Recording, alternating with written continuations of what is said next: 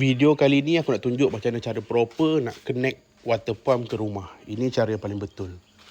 Ini water pump aku baru pasang. Kalau kau tengok kat sini ada 3 stopcock. Ni aku tunjuk. Itu pipe daripada tangki. Nampak tangki ni, tangki besar ni. Pipe tangki dia akan naik satu ke pump, satu ke tandas yang kau nak pergi tu lah. So kena ada stopcock. Stopcock ke pump pun kena ada stopcock. So naik ni air masuk ke pump. Sebelum tu kena ada union. Ini nama dia union coupling. Kalau ada aku letak link bawah tu. Ini penting sebab apa nanti aku cerita. Dia masuk kat situ, dia keluar kat sini, dia pergi ke tandas. Okey. Andai kata tiba-tiba tak ada api, pump tak boleh berfungsi. So kau boleh tutup stopcock ni, buka stopcock tu, tutup stopcock ni.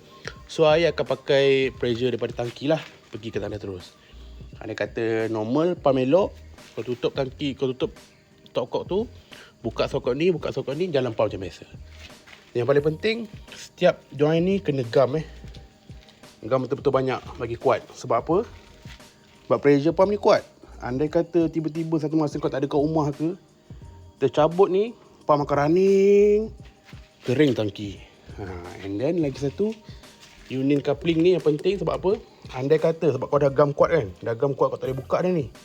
Andai kata pump rosak, kau nak servis pump, nak tukar pump, kau boleh buka union coupling ni. Buka, cabut macam biasa. Kalau tak ada union coupling ni, kau tak boleh nak maintenance dia kemudian hari.